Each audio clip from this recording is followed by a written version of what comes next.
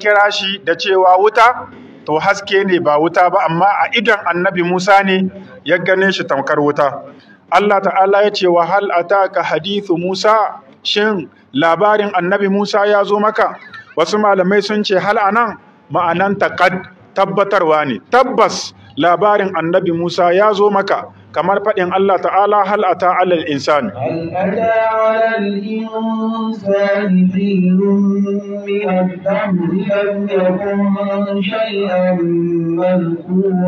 kaga nan hal ata alal insani hinun min ad-dahri, shin ko labarin wani zamani daga cikin zamunna ya zo ma ɗan adam, wani lokaci daga cikin lokuta lam yakun shay'an mazkura, wanda bai kasance komai ba abin ambato. To ana fassarawa hal ata alal insani ma'anan shi qad ata alal insani hinun min ad-dahr, ya zo ma ɗan adam, an yi wani lokaci ga ɗan adam lokacin da shi ba koma bane abin ambato, babu ce, da haka kowane ɗan adam ya yi wannan lokaci, da haka suka ce hal anan ma'anan taqad. To nan ma hal ataka hadithu Musa suka ce qad ataka hadithu Musa, haƙiƙan labarin annabi Musa ya zo maka. Annabi Musa yana cikin annabawan da aka cika alƙur'ani da labarin shi, alƙur'ani yake cike da ba da labarin abin da ya shahe shi, ba don komai ba saboda ya yi hwama da waɗanda aka tura shi zuwa gare su sune Yahudawa, ya yi hwama da su sosai, kuma cikin wannan hwama da ya yi akwai darasi, akwai izina, akwai karatu. To karatun da ke ciki shine ake haskawa annabi Muhammad sallallahu alaihi wasallam tare da al'ummar shi, su yi haƙuri kamar yadda annabi Musa ya haƙuri, wato ya riƙe da'awa ko da ya haɗu da cuta da wahalhalu kamar yadda annabi Musa ya riƙe. Sai sa Allah ta'ala ce fasbir kama sabara ulul azmi,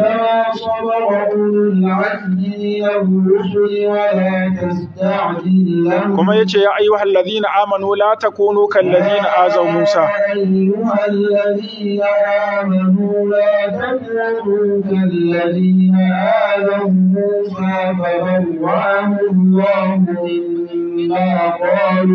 na'am, kuma yace yas'aluka ahlul kitabi an tunzila alaihim kitaban minas sama',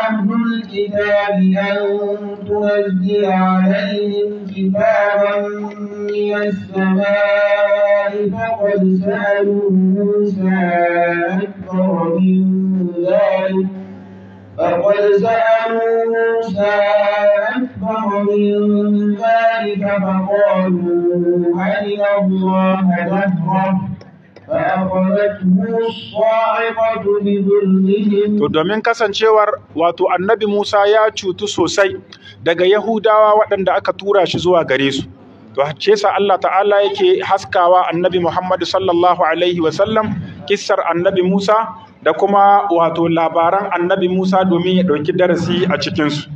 Allah ta'ala ya ce wa hal ataka hadithu Musa, shin labarin annabi Musa ya zo maka, idra anara, lokacin da ya tsinkayi wuta cikin duhun dare, kenan haske ne amma a ganin shi ga kamar wuta, faqala li ahlihi, sai ya ce ma matar shi, shine Allah ta'ala ya ce ma iyalin shi umkuthu, ku zauna nan wurin ku jira, inni anastu nara, lalle ni na tsinkayo wuta.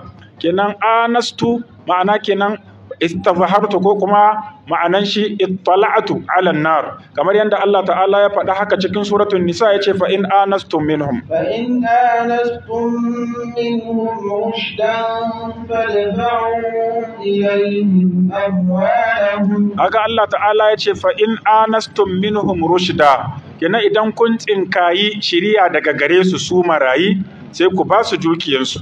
Da haka nan inni anastu nara, lalle ni na tsinkayo wuta, la'alli atikum minha biqabasin, ina tsammanin zan zo maku daga wannan wutan biqabasin da wani bambashan wuta, au ajidu ala nari huda, ko kuma in samu wanda zai nuna mana hanya. Domin annabi Musa ya fi shekara 10 raban shi da wannan hanyar, wadda wasu malamai suna ganin tun lokacin ma da ya banko kai ya taho Madayana ba tare da ya san hanya bane, kawai ya dogara ga Allah ne, ya taho shi yasa bisa hanya yi addu'a yace Allah ta'ala ya shiryar da shi. Allah ta'ala ya faɗi haka cikin suratul qasas, yace walamma tawajjaha تلقاء مدين قال عسى ربي ربي أن يهديني سواء السبيل. Annabi Musa tun lokacin da zai huskanto Madayana bai san hanya ba, amma ya addu'a Allah ya shiryar da shi madaidaiciyar hanya, Allah ya shiryar da shi ya nuna mai hanya. To kuma gashi yanzu ya yi shekara sama ga 10 raban shi da wannan hanya, ko da ya santa ya isa ya ɓace ta, abubuwa sun canza. Kuma gashi cikin dokar daji, cikin dare, ana sanyi, abubuwa da yawa sun haɗu. Da haka Annabi Musa yana ta ƙoƙarin ya ɗan hura wuta ya ga haske, a daidai lokacin ne sai ya tsinkayo wuta, sai yake ce ma matar shi ta zauna ta jira shi, ga wuta can ya tsinkayo zai je inda wutar take. Cikin biyu, ko dai ya ɗauko ɓamɓashen wuta ya kawo, kaga sai a hudda sanyi tun da dama suna cikin tsananin sanyi, sai a ji wutai. Ya ce shi yasa Allah ta'ala ya faɗa haka a suratul Naml. Allah ta'ala ce wa innaka latulaqqal Qur'an. Wa innaka latulaqqal Qur'ana min ladun hakimin alim. Na'am.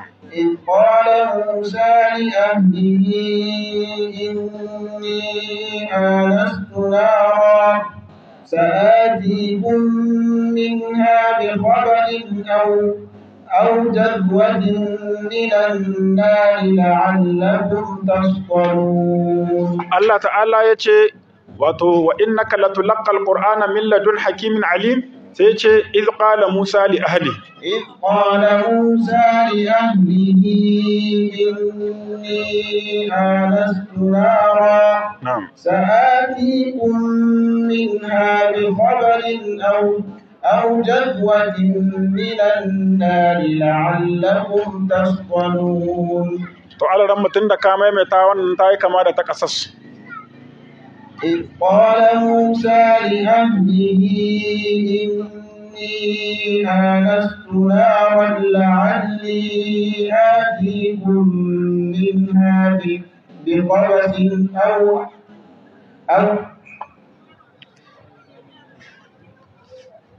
إذ قال موسى لأهله إني آنست نارا سآتيكم منها بخبر. Fatakawai alaramma. Abinda ayat take nihi ta cikin suratul Naml shine cewa Annabi Musa ya ce idan ya je wajen wuta ya dauko wani bambashin wuta ya kawo, to za a hudda, wato la'allakum tastalun. Wataƙila za ku fitar da sanyin da kuke ji, za ku dumama jikinku da wannan wuta. Kenan Annabi Musa ya tabbatar da idan an zo inda wuta take, cikin dokar daji in ka cinkayi wuta, to ko dai baka tar da kowa ba wajen wutai, kenan ka samu ka ɗebo wani ɓambashe ko? To in kuma ka tar da wani, shine yace sai in nemi ya gwada mana hanya. Don haka Allah ta'ala ya ce nan wurin, la'alli atikum minha biqabasin aw ajidu 'ala an-nari huda. Ko dai in zo muku da ɓambashen wuta, ko kuma in samu wani mutum a wajen wutai in mai tambaya ya nuna mana inda hanya take, kenan sai mu gano hanyar da za mu bi, shine aw ajidu 'ala an-nari huda. Na'am. فلما أتاها نودي يا موسى نعم إني أنا ربك فاخلع عليك إنك بالوادي المقدس طوى. فلما أتاها ayayin da ya zo ma wannan wuta, nudiya sai aka kiraye shi, ya Musa, cewa ya kai Musa, inni ana rabbuka, lalle ni ne ubangijinka, fakhla'na alaika, ka cire takalmanka, innaka bilwadil muqaddas tuwa, lalle kai kana cikin wani kware mai tsarki wanda ake kira da suna tuwa. Allah ta'ala ya ce falamma ataha, a yayin da Annabi Musa ya zo ma wannan wutai wadda ya cinkayo, kenan ya zo inda take, nudiya sai aka kiraye shi. Wane ne ya kiraye shi? Allah ta'ala ne ya kiraye shi, kamar yadda ya faɗi haka cikin suratul Naml al-Ramma. فلما جاءها أتاها فلما جاءها نودي أن بورك من في النار ومن حولها. نعم. فسبحان الله رب العالمين. يا موسى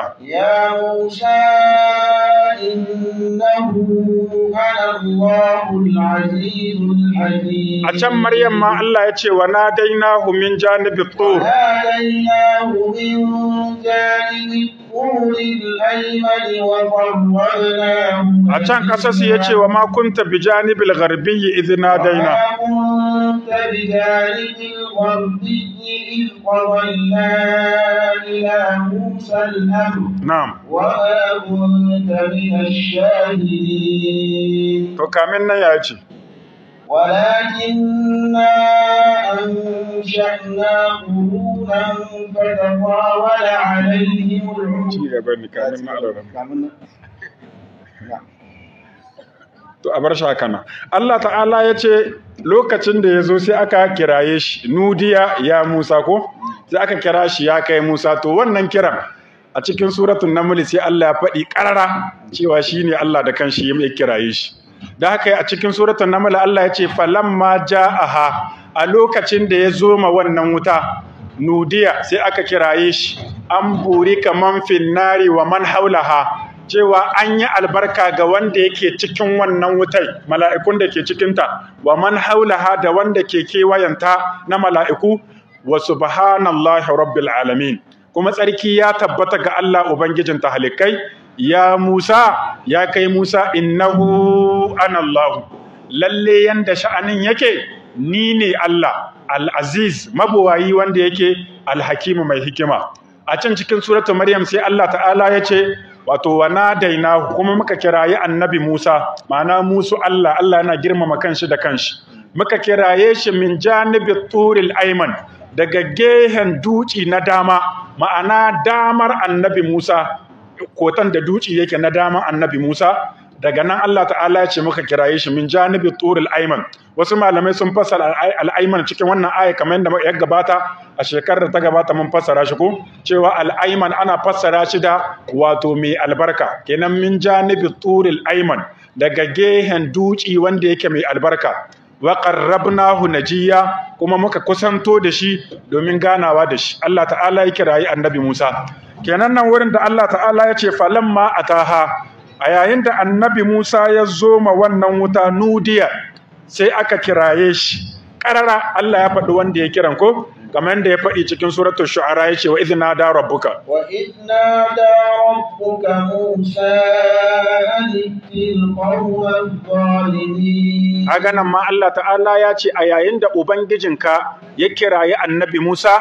yace mashi ka je ma mutane azzalumai nudiya aka kiraye shi ya Musa ya kai Musa inni ana rabbuka lalle ni ne ubangijinka to wannan magana ita take nuna cewa wanda ya kira annabi Musa Allah wanda yake magana da annabi Musa Allah Allah yana magana cikin sifofin Allah akwai magana yana magana Allah kuma sannan zai ci gaba da yin magana dama ko can yana magana kuma yayi magana da annabi Musa waɗanda suke tawilin wannan ayar cewa ai ba magana ba Allah ba ya magana ya halicci magana ne cikin itaciya ce ta kira shi tace ya Musa amma in haka nan ne wannan itaciya tana da rashin kunya yanzu itaciya za ta kalli annabi Musa ta ce mai inni ana rabbuka ya ai kuma in itaciya ce ta faɗa haka tace inni ana rabbuka ta yi rashin kunya ta ɗauki sifa Allah ta ba kanta sannan kuma da Allah ba zai kawo zancen ba a matsayin hikaya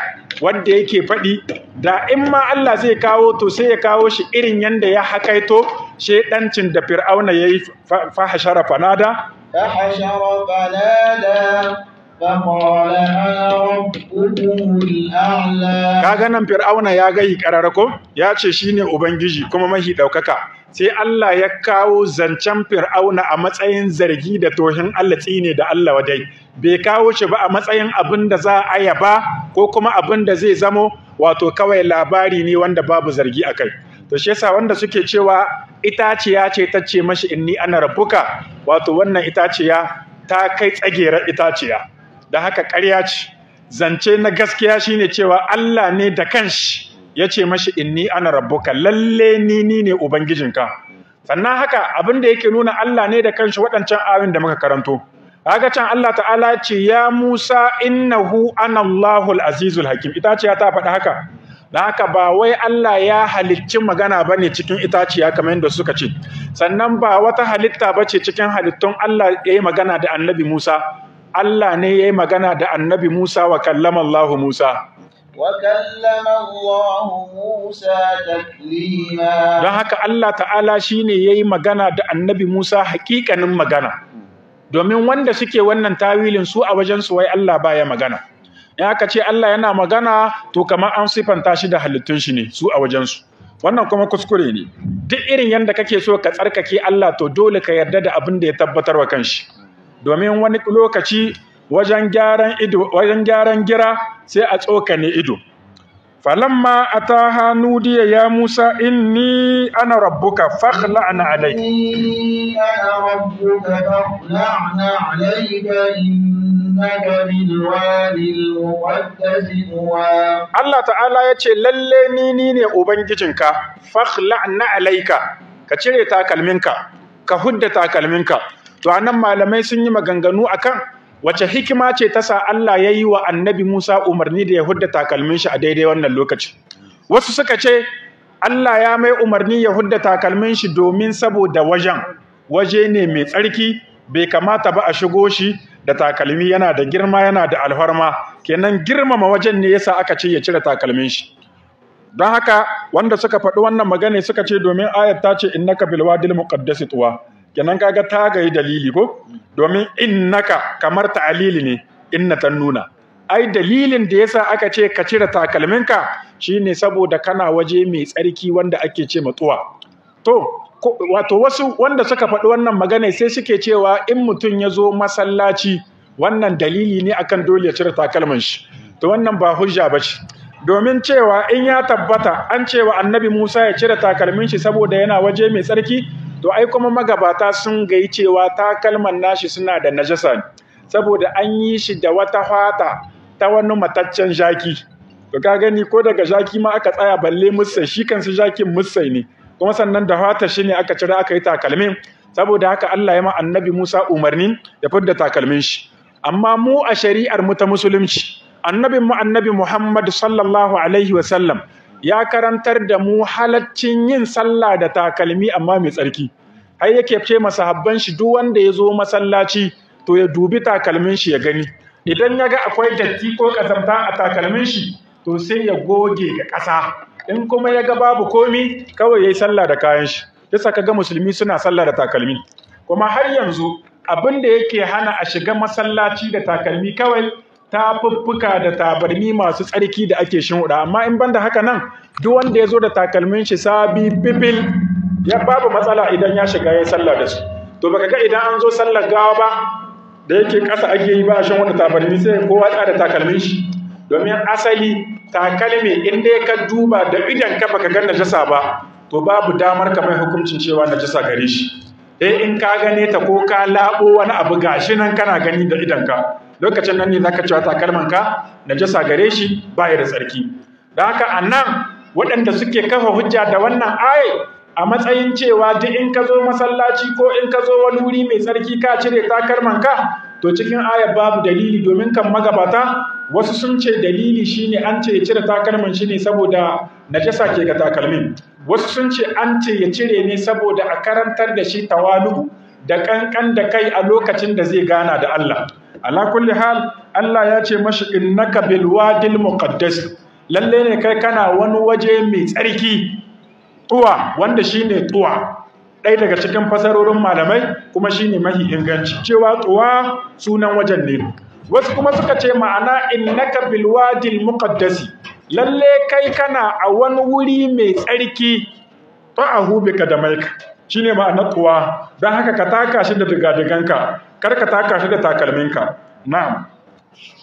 وأنا اخترتك فاستمع لما يوحى. وأنا اخترتك الله تعالى يتي مع النبي موسى كما نيني نزابيك فاستمع لما يوحى كسوراري أبن دزا أي مكا وحيش. kaga wannan zaben da Allah ya faɗe shi cikin suratul a'raf, yace ya Musa inni istafaituka 'alan nas. qala ya Musa inni istafaituka 'alan nas bi risalati wa bi kalami fa khudh ma ataituka wa kun minash shakirin. Allah ya faɗi wannan zaben a suratul Ali Imran, inna Allah astafa الله اصطفى آدم ونوحا وآل إبراهيم وآل عمران على العالمين. dama zaɓe na Allah ne. Allah ta'ala ya ce wa rabbuka yakhluqu ma yasha'u wa yakhtar. يخلق ما يشاء ويختار ما كان له الخيرة سبحان الله وتعالى عما يشركون. Allah ta'ala ya ce ya Musa, ya kai annabi Musa, inni istafaituka 'alan nas, lalle ni na zaɓe ka akan mutane bi risalati wa bi kalami. Na zaɓe ka saboda na baka manzanci, na zaɓe ka saboda na yi magana da kai. Allah ta'ala ya faɗa wa annabi Musa cewa ya zaɓe shi, kamar yadda ya faɗi a Ali Imran ya ce inna Allah astafa Adama, lalle Allah ya zaɓi annabi Adama wa Nuhan da annabi Nuhu wa ala Ibrahima ko da alayen annabi Ibrahim wa ala Imran da alayen Imrana. Waye Imrana? Mahaihin annabi Musa ko? Don haka Allah ta'ala ya zaɓi wannan famin. Annabi Musa zaɓaɓɓe na Allah.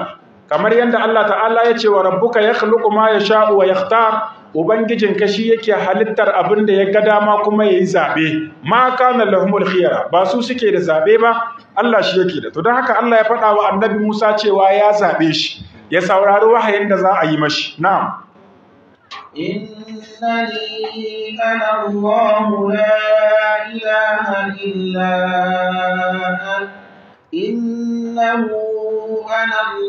إنني أنا الله لا إله إلا أنا فاعبدني وأقم الصلاة لذكري. Allah ya ce mai innani ana Allah, lalle ni ne Allah, la ilaha illa ana, babu abun bauta da cancanta sai ni, fa'budni, ka bauta mini, wa aqimis salata li zikri, kuma ka tsaida sallah domin tunawa da ni. Allah ta'ala ya ce ma annabi Musa innani ana Allah, lalle ni ne Allah. Kaga wannan jumlai innani ana Allah la ilaha illa ana, babu wani halitta da zai iya faɗin wannan. Don haka wannan ma ya ƙara nuna kuskuren wanda suka ce innani ana Allahun nan itaciya ta faɗi ko wata halitta ce take magana da annabi Musa. Ƙarara ya bayyana cewa Allah ne ta kanshi yake faɗa wa annabi Musa cewa lalle ni ne Allah, babu wani Allah sai ni. Don haka ka bauta mini ni kaɗai, wa aqimis salata, kuma ka tsaida sallah. Li zikiri, a ambaci sallah saboda girmanta a cikin ibada gaba ɗaya. Domin da aka ce fa abudini, ai zance ya ƙare ko? Amma sai aka ce wa aqimis salata, kenan sai zama zikirul khas ba'da al'am. Zikiri ne ambato ne ke bantacce bayan gamamman ambato saboda matsayin ita sallah. Ka tsaida sallah li zikiri domin saboda tunawa da ni. Don haka Allah ta'ala anan ya nuna yin sallah wato ko kuma li zikiri domin saboda ambato na a cikin sallah. An fassara cewa li zikiri dan tunawa ko kuma li zikiri dan ambato na. Aka fassara cewa dan ambato na daga cikin mahi girman abin da ke cikin sallah akwai ambaton Allah. Kamar yadda Allah ya ce inna salata tanha الصلاة تنهى عن الفحشاء والمنكر na'am. ولذكر الله أكبر. Allah ta'ala ya ce lalle sallah tana hana mai aikata ta yin alfasha wal munkar da abin ki. Wala zikrullahi, Allah ya ce kuma hakika ambaton Allah da ke cikin sallah akbar shine mafi girma. Sannan an fassara aya cewa waqimis salata li zikri, kuma ka tsaida sallah domin tunawa, domin tunani.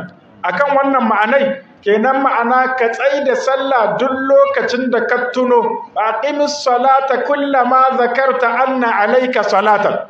Ka tsaida sallah duk lokacin da ka tuno cewa akwai sallah akan ka. Kamar yadda manzon Allah sallallahu alaihi wa sallama ya faɗi, yace man nasiya salata aw nama anha falyusalliha idza zakaraha fa innahu la kaffarata laha illa dhalik.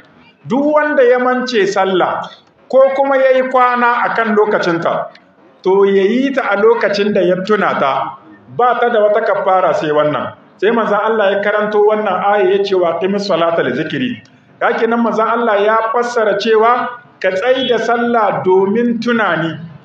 Ita ce fassarar da manzon Allah sallallahu alaihi wasallam yayi, sai ya kawo hujja da cewa duk mutumin da ya mance da sallah, to yanda za shi ne da ka tuno ka je ka yi ta, ko bayan shekara 10 ne sai ka tuno kai nan da shekara 10 da ta gabata an yi isha'i ba da ni ba, kawai sai ka je ka yi alwala ka kabarta sallah, Allahu akbar, ka yi isha'in ka shikenan tayi, ba ta da wata kafara wadda za a in banda wannan. innani ana Allahu la ilaha illa ana fa'budni wa aqimis salata li dhikri. Na'am. inna as-sa'ata atiyatun akadu ukhfiha litujza kullu nafsin bima tas'a. inna as-sa'ata lalle al-qiyama atiyatun mai zawaci fa akadu ukhfiha na ina kusa ga in boye ta litujza kullu nafsin bima tas'a, domin a saka ma kowace rai da abin da ta aikata. Allah ta'ala ya faɗa wa annabi Musa cewa inna sa'ata atiyatun, lalle alkiyama mai zawwa ce. Ayoyi da yawa sun tabbatar da zuwan alkiyama ba makawa ba kwankwanto sai ta zo, kamar yadda Allah ya ce wato laisa laha min dunillahi kashifa, yace kuma laisa liwaqa'atiha, yace kuma yas'aluka an-nasu 'anis sa'a, qul innama 'ilmuha 'inda Allah وما يدريك لعل الساعة تقوم بل يريد الإنسان ليفجر أمامه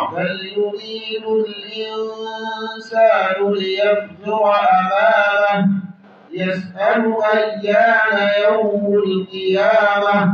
الله تعالى يقول قتل الخراصون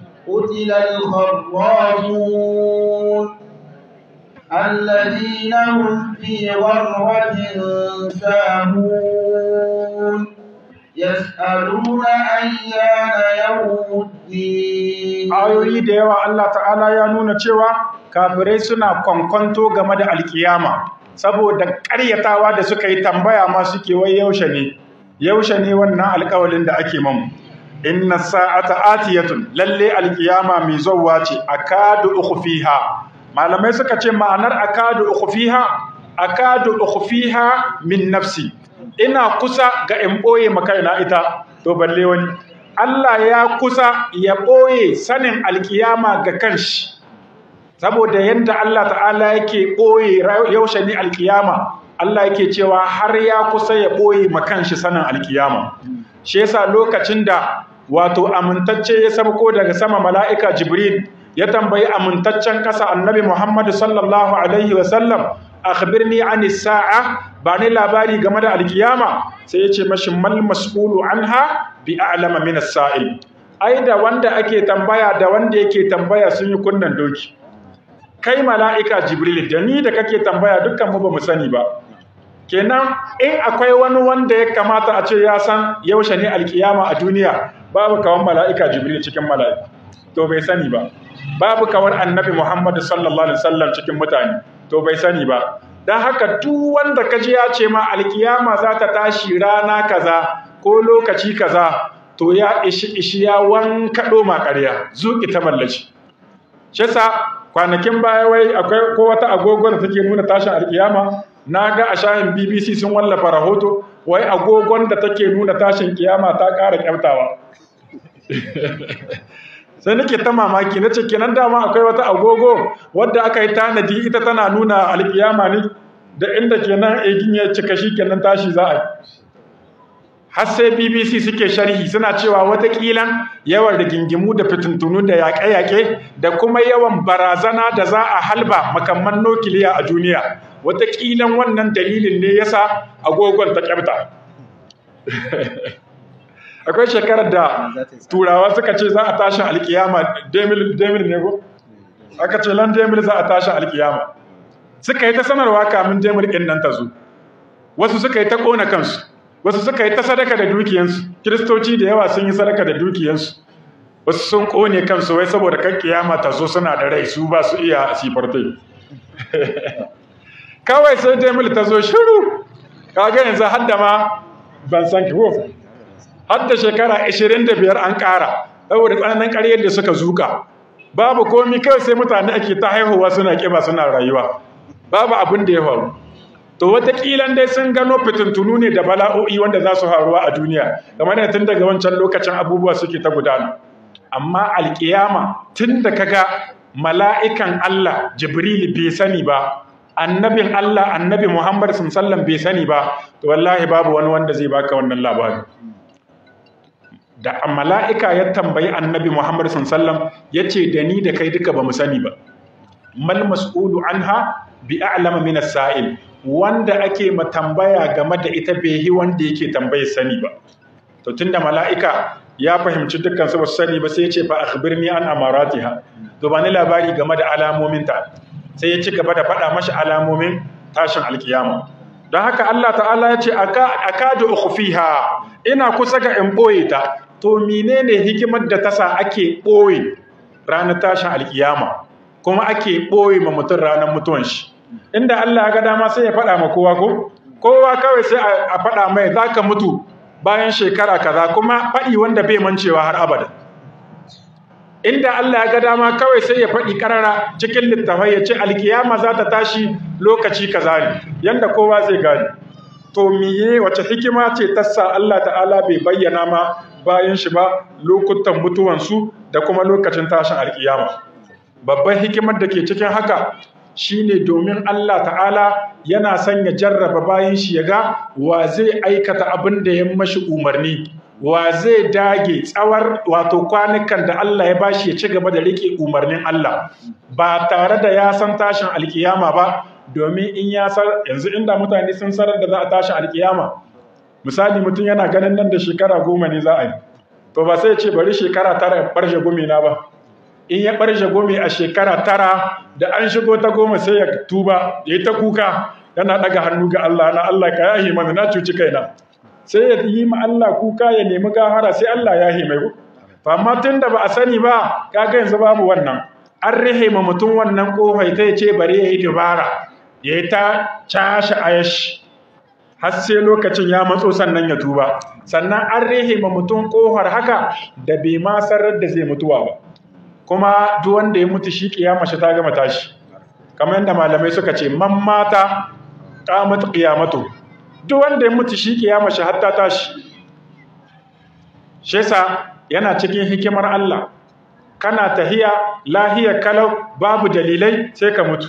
Mutane da yawa sun mutu ba tare da akwai dalilin mutuwa ba, kuma su kansu dalilan ma ta'addadatil asbab wal maut wahid. Dalilan ne ke da yawa amma dai mutuwa guda ɗaya ce. Da wanda aka kwaɗe, da wanda wato gini ya taushe, da wanda mota ta lace, da wanda ya nitse cikin ruwa, da wanda wuta ta canye, da wanda masassara ta kashe, da wanda ciwon ciki ya kashe, da wanda ta mutu wajen naƙuda. Dukkaninsu sunansu mutuwa. Hanyoyin ne daban-daban, amma mutuwar guda ɗaya ce. Don haka Allah ta'ala ya ɓoye ranar tashin alkiyama, sannan ya ɓoye lokutan mutuwa saboda ya kasance jarrabawa ga bayi, domin duk mai bauta ma Allah ya dagargaje ya bauta ma Allah a lokacin da bawan Allah yake sane da cewa a kowane lokaci mutuwa tana iya zo mai, to ba zai yarda ba ya saki Allah daidai da kyaftawar ido. Litujza kullu nafsin bima tas'a, domin a saka ma kowace rai da abin da ta aikata. Na'am. فلا يصدنك عنها من لا يؤمن بها واتبع هواه فتردى. فلا يصدنك عنها من لا يؤمن بها. Kada wanda bai yi imani da ita ba ya kange ka game da ita, wata ba hawa kuma ya bi son zuciyan shi, fatar da sai ka hallaka. Allah yake faɗa wa annabi Musa cewa kar wanda bai yi imani da alkiyama ba ya kange ka game da ita. To anan wa aka hana? Shi wanda bai yi imanin ba aka hana ya kange annabi Musa. Domin Allah ta fala yasuddannaka anha man la yu'minu biha. To wanda bai yi imani da ita ba kar ya saki ya kange ka. Ana bada wato hani, wannan hanin da aka fuskantarwa ake hanawa. Shi wanda bai yi imani da alkiyama ba ake hana shi, kar ya saki ya kange annabi Musa. Amma abinda ake nihi, annabi Musa ya riko da addinin shi kam riko mai ƙarhi, yanda wani wanda bai yi imani da alkiyama ba zai ga dama ba ko ya ga kofa ta ya kange shi game da ita. Wala yasuddannaka anha man la yu'minu biha wattaba ahwa, wanda yafi son zuciyar shi. Wannan ya nuna kenan duk mutumin da bai yarda da za a tashi alkiyama ba, to wannan dan bin son zuciya ne. Bin son zuciyar shi yayi. Fatar da idan kai ka biye mashi to sai ka hallaka. Na'am. وما تلك بيمينك يا موسى Allah ta'ala ya ce wa ma tilka bi yaminika kuma menene wannan ga hannunka ya Musa ya kai Musa to anan kan mu manta Allah yana magana ne da Annabi Musa har yanzu to don haka sai Allah ya tambayi Annabi Musa menene nan ga hannunka ya kai Musa Allah ta'ala ya hi kowa sani jiya mun karanta aya cewa Allah ya san abin da ke cikin zuciya ya san wasu wasi abin da ke boye kamin ya faru Allah ya san shi amma anan ga Annabi Musa gaban Allah rike da sanda kuma sai Allah yake tambaye shi to wannan tambaye kenan wasu malamai suka ce menene hikimar da ta sa Allah ya tambaye shi bayan Allah ya fi kowa sanin abin da ke ga hannun shi sai suka ce dalili shine saboda Annabi Musa lokacin da ya iso wajen wuta yaji ana cewa ni ne Allah to nan yana cikin wani hirgici domin an rarame shi da wata magana wadda ba ta cikin tunanin shi a nan farkon haɗuwan shi da Allah ne dole ne sai ya zamana akwai razana cikin zuciyar shi da haiba da tsoro to don Allah ya tafiyar mai da wannan tsoron shi yasa ya ce mashi wa ma tilka bi yaminika ya Musa ya zamana kenan Allah ya mai tambaya wadda ake buƙatar ya yi magana Allah ya bashi amsa daga nan sai ya zama wannan tsoron ya rage da kuma haiban nan da take cikin zuciyar shi yanda zai samu ya iya karɓa umarnin Allah wasu malaman tafsiri suka ce kamar mutum ne yana ganin ɗan yaro riƙe da wani abun wasa ai ka san ko menene amma sai ka tambayi ɗan yaron menene nan ga hannunka kaga sai ya ce maka a kaza ne tare da cewa kai ka hishi sanin ko menene dan haka suka ce Allah ya tambayi Annabi Musa ne akan wannan manufai domin Allah ta'ala yana son ya lausasa mu'amala ya lausasa magana da Annabi Musa yasa ya ce wa ma tilka bi yaminika ya Musa na'am قال هي عصاي أتوكل عليها وأهش بها على غنمي ولي فيها مآرب أخرى قال هي عصاي سيتي سنداتاش atawakkau alaiha ina jingina gareta wa ahushu biha ala ghanami kuma da ita nake kakkabo ma dabbobi na abinci wali fiha ma'arib ukhra kuma ina da bukatoci na daban game da ita anan malamai sun ce abin da ke balaga shine idan aka ma tambaya ka ba da amsa iya tambayar da aka maka shine balaga amma ka karo wani jawabi wanda ba shi ba to ya saba wa balaga kamar alamun mutum baya da balaga ne to shin yana nuna Annabi Musa anan bai da balaga kenan da Allah ya mai tambaya menene ga hannunka sai ya ce sanda ce ya Allah ai ya isa ko amma sai ya karo bayani yace atawakkau alaiha ina jingina gare ta wa ahushu biha ala ghanami kuma da ita nake kakkabo ma dabbobi na abinci Allah ina da bukatoci daban-daban akan wannan sandai kaga yayo karin bayani to wasu malamai sun ce dalilin da yasa Annabi Musa ya ƙara bayani sama ga amsar da ake bukata gare shi domin saboda irin dadin da yake ji na tattaunawa ga Allah yana son hirar shi da Allah ta yi tsawo shi yasa sai ya ƙaro wasu maganganu bayan cewa aka tambaye menene nan ga hannunka ya kai Musa yace sanda ce ya isa amma sai yace ga kaza da kaza ina kaza da ita ina kaza da ita ya kawo sharhi saboda yana jin daɗin tattaunawar da yake yi da Allah wasu malamai kuma suka ambata cewa Annabi Musa ya faɗa haka saboda lokacin da aka tambaye shi menene ga hannunka to ya zo mai a cikin tunanin shi ka a zo a ce ya yadda ta yanda aka ce mai hudda takalminka ya hudda to tunda yanzu an ce mai menene nan ga hannunka shi kuma yana son wannan sandai shi yasa ya ta zano bukatuwar shi zuwa ga sandai yace Allah sanda ta ce ina da tsananin bukata zuwa gare ta saboda wannan sandai da ita nake jingina wasu malamai sun fassara atawakkau alaiha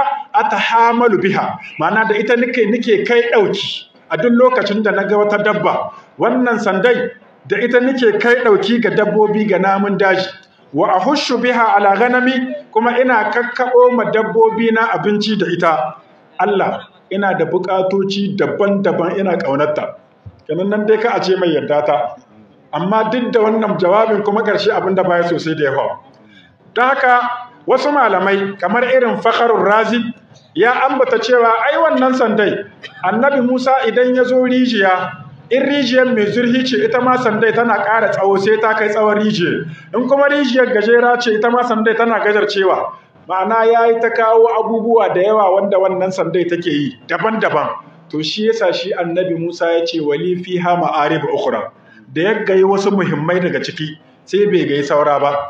Amma in banda haka malaman tafsiri sun yi ta ambata cewa wannan sandai tana ma annabi Musa ayyuka da yawa, tana abubuwa da yawa.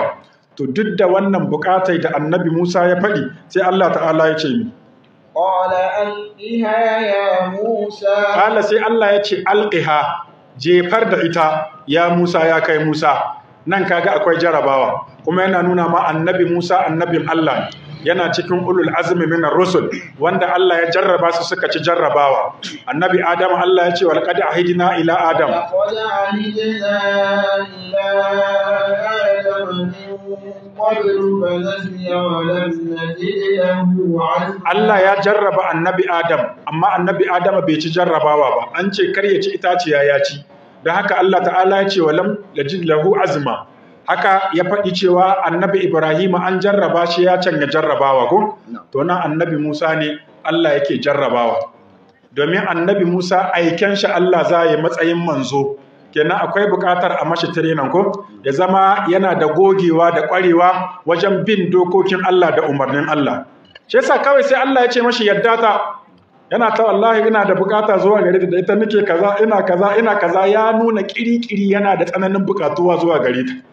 To shi kuma Allah dama yana jarraba ka ne ga abin da ka hisu. Sau da yawa jarrabawa tana zo ma mutum ga abin da ya hi kauna ya hisu. Idan kana da wata mata wadda kake tsananin kaunarta, kawai sai Allah ya jarraba ka ta hanyar. A ki samun jittuwa, ta yi ta azabtar da kai, ta yi ta baka azaba, wahalar sahe daban, ta marece daban, ta rana daban, saboda kana ƙananan kaunarta. Idan kana da ɗa wanda kake so, kawai sai Allah ya sa wannan ɗan wani irin wagili ne. Ruɗaɗɗen ɗa, in ka ce mai ya gaba sayan maza, in ka ce mai kalli sama ƙasa zai kallo, ya ta azabtar da kai, kuma duk in ya zo ya ce maka baba a sai mana kaza, ko ba ka da kuɗin ba ka da shakat ba ka jin hutu sai ka sai mai. Ƙaunar shi kake kuma ɗan iska ne. Kawai sai Allah jarraba ka da shi. Sau da yawa jarrabawa tana zo ma mutum ta abin da yake so. Allah yana jarraba mutane ta hanyar abin da suke so. Shesa nan kaga annabi Musa yana ƙaunar sandar shi amma Allah ya ce yadda ta. A ga ya yadda ko ba zai yadda ba? Ina annabi Musa annabin Allah ne. Kai tsaye ya ce fa'alƙaha.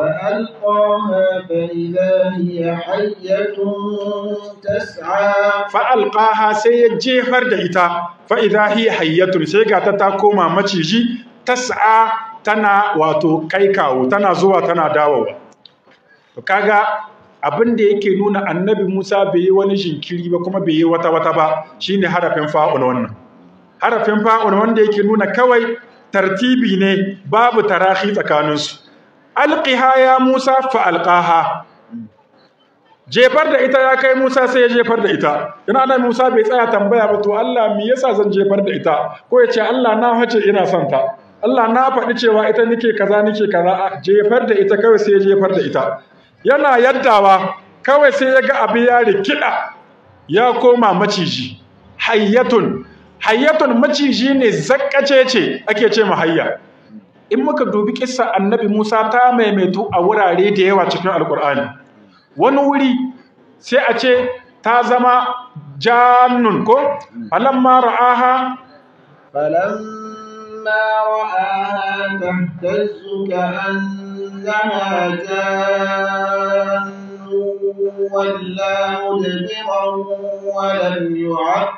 ko da annabi Musa ya jefar da ita sai ya ganta ta zama wani ɗan maciji. Janun maciji ne ɗan ƙarami wanda yake da sauri da gaugawar cirawa da gaugawan kai kawo. Shi kuma hayyatun zakkacecen maciji ne. To kaga kissa guda ce, amma ya aka yi wani waje a ce janun wani waje a ce hayyatun. Sai malaman tafsiri suka ce, ai lokacin da ya sake ta da farko sai ta koma ɗan ƙaramin maciji. Amma tana ƙara cika, sai da ta zama shirgegiya, da zama wani shirgegen maciji. Kenan dan haka babu tunka da warwara cikin zancen. In an jefa ta da farko sai ta zama ɗan siririn maciji mai gaugawa mai kai kawo, amma tana cika tana ƙara kumbura har ta kai ta zama hayyatun. Don haka fa'alqaha fa idha hiya hayyatun tas'a. To kaga in baka san menene hikimar da ta saba Allah ya tambayi annabi Musa da farko yanzu ta bayyana.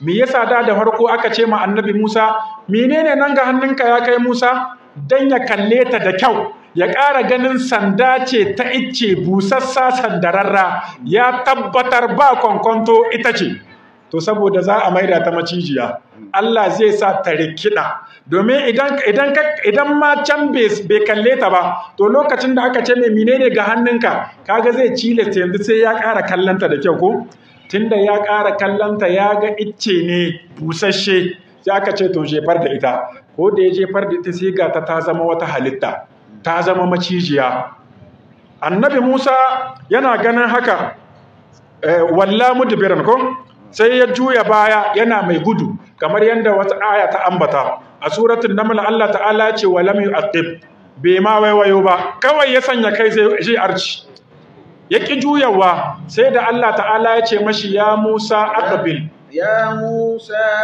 أقبل ولا تخف إنك من الآمنين wannan aka sa suke na annabi kuma aka ce mai يا موسى لا تخف إني لا يخاف لدي المرسلون Allah ta'ala ya ce ya kai Musa aqbil ka juyo ka huskanto kar ka ji tsoro innaka minal aminin lalle kai kana daga cikin amintattu anan namiji kuma Allah ta'ala ya ce mai ya Musa la takhaf inni la yakhafu ladayya al-mursalun ya kai Musa karka ji tsoro lalle manzanni ba su jin tsoro gaba gare ni dan haka sai annabi Musa duka cikin kissar shi za ga mutun ne mai bin umarnin Allah kai tsaye da Allah ya ce mashi sai ya aikata bari sai ya bari kadibi fa aka ce yadda saddanka kai tsaye yadda ta zama macijiya a matsayin shi na dan adam dole ya hirgita tun da yake da ita shekara da shekaru bai taba ganin ta rikide ta zama haka ba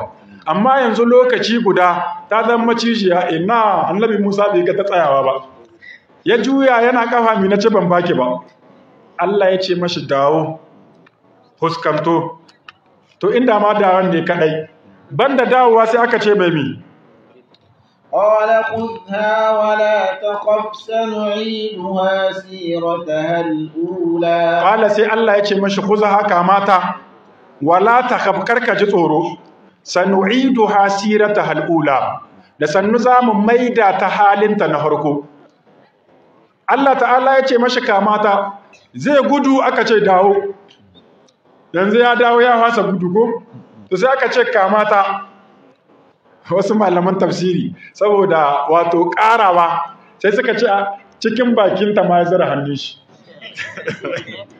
ai lokacin da aka ce mai kamata lokacin ta yi koshiya ta buɗe baki sai ya zurmaka hannun shi ciki saboda tsananin da'a da biyayya ga Allah yana sa hannun shi nan kam kawai sai ta dawo sandarta yadda take kin dube ta yaga ta koma sanda billahi lillahi sai Allah dama da yace mai ka kama ta karka ji tsoro rike ta za mu sake dawowa da ita yadda take da farko sanu'iduha sirataha al-ula na'am واضمم يدك إلى جناحك تخرج بيضاء من غير سوء آية أخرى لنريك من آياتنا الكبرى واضمم يدك إلى جناحك kuma ka damike hannunka zuwa ga hamattarka takhruju bayda zaka fitar da hannunka tana fari min ghairi su'in ba tare da wani muni ba ayatan ukhra wata aya ce ta daban linuriyaka min ayatina al-kubra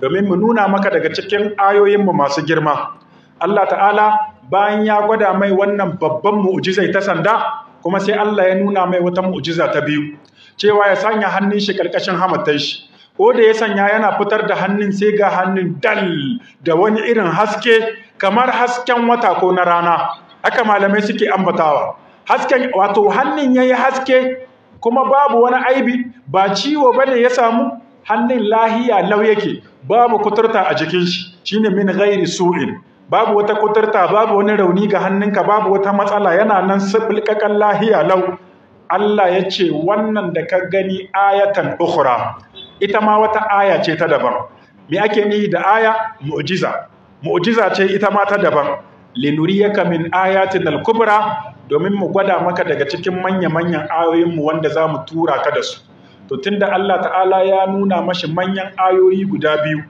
manyan mu'jizoji guda biyu kuma annabi Musa ya rike ya gano yanzu wannan sandai tashi ashe duk lokacin da ya ga dama in ya tullata takan iya ta koma macijiya.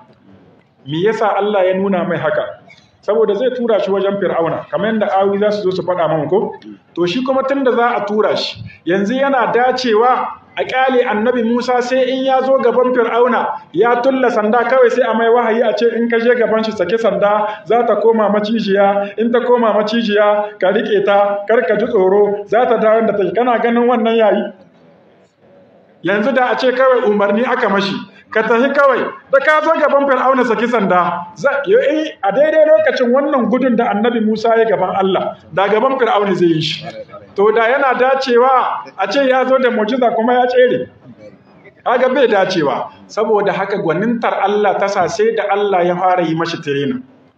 Aka kira shi aka gwada mai a aikace ya gani saki sanda ya saki ta koma maciji ya hirgita hankalin shi ya tashi ya tsoro aka ce dawo ya dawo aka ce kamata ya kamata ta sake komawa sanda yanzu ya gano kina haka ake haka take. To kaga yanzu idan ya tahi kawai aikatawa zai yi ya riga ya karanci abin. Za mu tsaya a nan abin da muka karanta na daidai Allah ta'ala ya amfani mu da shi, kurakurai kuma Allah ta'ala ya gafarta mu musulmi na musulmi gyara. Akwai bawan Allah da ya aiko da tambaya a karatunmu na can baya, yana tambaya bisa kan mutumin da ya fitar da mani a cikin watan Ramadana da rana ko kuma ya ce ba mu'amala ya yi da iyalin shi ba, kawai haka dai ya fitar da shi ta wata hanya. To wato idan ya fitar da shi ta hanyar sha'awa, azumin shi ya kare, sai ya ramka shi kuma ya hada da tuba ga Allah idan dai ta hanyar sha'awa ce. Idan kuma kawai hutawa ya ba ta hanyar sha'awa ba, ta wata hanya daban kawai ya fito, to azumin shi yana nan daren takam, babu wata matsala, babu wani ramko kuma ida shi ma zai. Da haka misali kamar in mafarki ne yayi, to babu matsala, kai tsaye zai tashi yayi wanka, azumin shi yana nan daren takam. Amma idan shi ne ya dora wasa da al'aurar shi har ya fitar ma kanshi da mani, to wannan ya saba wa Allah. Ayoyin Alƙur'ani sun nuna cewa wanda yake irin wannan dan ta'addani, domin Allah ta'ala ya ce wallazina hum li furujihim hafizun illa ala azwajihim aw ma malakat aymanuhum fa innahum ghayru malumin. Da yace fa man ibtagha wara zalika, duk wanda ya nemi wata hanya wadda ba wannan ba dan ya biya ma kanshi bukata, fa ulaika humul adun, to waɗannan su ne yan ta'adda masu ƙetare iyaka, ba su tsayawa inda Allah ya tsaida su. Saboda haka ya saba wa Allah kuma ya tarwatsa azumin shi, sai ya sake idan dai wato istimina'i ne yayi amfani da hannun shi, ko kuma ya dora wani wasa da gaban shi, ko ya dora tsokaro sha'awan shi, ko ya dora kalle ne a cikin Ramadan, to makamancin haka in dai wani dalili ne na sha'awa ya samu ni ya fito mashi, to shikenan azumin shi ya kare, sai ya ramka kuma sai ya tuba. Na'am. Allah mai tambaya shi take cewa wani irin ladubba ne ya kamata ɗalibin ilimi ya kiyaye wajen neman ilimi? Ladubban da ya kamata ɗalibin ilimi ya kiyaye wajen neman ilimi suna da yawa. Daga cikinsu ana son ka zama mutum mai kwaɗayin karatu. Duk ɗalibin ilimin da tun kuɗo shi ne ake da ƙarfin tsaya, ba shi yake son karatun ba, to shi kan an samu matsala. Wanga ɗalibin da wuya yi karatu. Kenan yana cikin ladabin ɗalibin ilimi wanda malamai suke ambatawa tsananin kwaɗayin karatu. In ka je za ka koyi karatu ko ma wani karatu ne, to malamin ya gano kai da gaske ne wallahi kana tsananin kwaɗayin ka koya. Ba wai sama-sama ba ne kai kawai in ma ya yi daɗai ne in ma bi ba. A gani ƙiri-ƙiri kana kwaɗayi. Wannan yana cikin ladabin ɗalibi. Yana cikin ladabi girmama malami. Duk wanda zai koyi karatu, to dole ne ya girmama malamin da zai koyan karatu wajen shi. In kuma ba zai girmama malami ba, to sai ya haƙuri da jahilcin shi. Fasbir lida'ika in jafauta tabibahu wasbir li jahlika in jafauta muallima. Wani yace idan dai ka yi ma likita jafa'i, to kai hakuri da ciwonka. In baka iya yin ladabi gaban likita, dole kai hakuri da ciwo. Idan kuma baka iya ladabi gaban malami, dole kai hakuri da jahilci.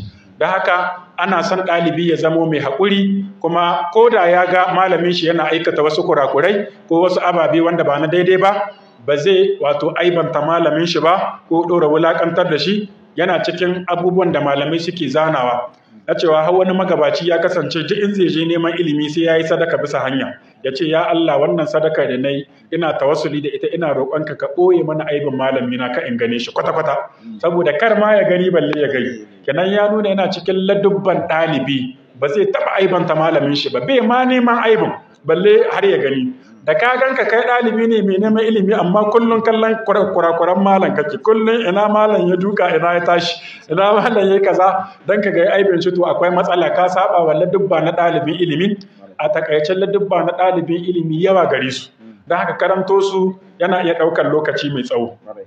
Tambaya ta gaba ta ce malam mutum yana iya yin salati ko na annabi sallallahu alaihi wasallam da hailala da kwance. Ana salati na annabi sallallahu alaihi wasallam da hailala daga kwance domin ayat alqur'ani ta faɗi a suratu ali imran inna fi khalqis samawati wal ardi ikhtilafil layli wan nahari la ayatin li ulil albab alladhina yadhkuruna allaha qiyaman wa qu'udan wa ala junubihim. Allah nuna ana zikiri daga tsaye ana yi daga zaune ana yi daga gicce daga kwance gicce kenan kowane hali mutum yana iya zikiri yana iya ambaton Allah babu matsala.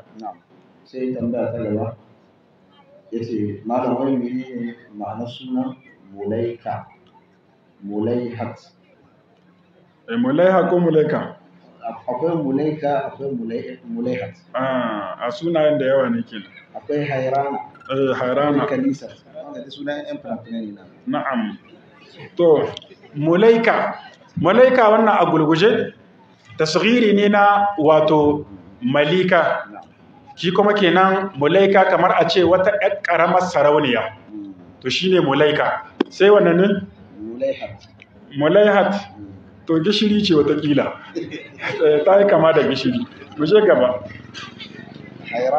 hairana rudadde kenan ga yanan cikin qur'ani hairana lahu ashab to mu je gaba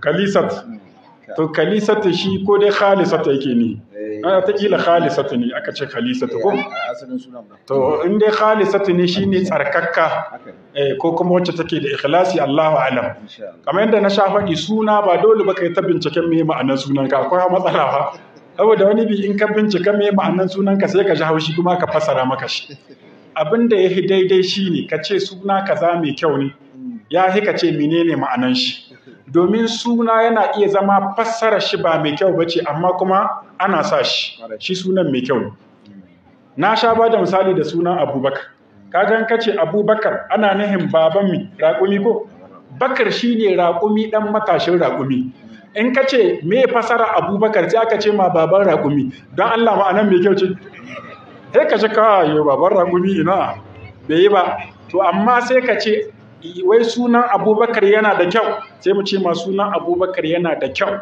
saboda yana da asali mai kyau to wani lokaci suna ko fassara shi ba mai kyau bace inda yana da asali mai kyau ana sanya shi kuma ana son shi naka ba dole bane sai suna ya zamo yana bada wata ma'ana mai kyau kadai yake suna mai kyau Allahumma salli ala Muhammad wa ala ali Muhammad kama sallaita ala Ibrahim wa ala ali Ibrahim innaka Hamidum Majid rabbana atina fid dunya hasanatan wa fil akhirati hasanatan wa qina adhaban nar wa la hawla wa la quwwata illa billah subhana rabbika rabbil izzati amma yasifun salamun ala al mursalin walhamdulillahi rabbil alamin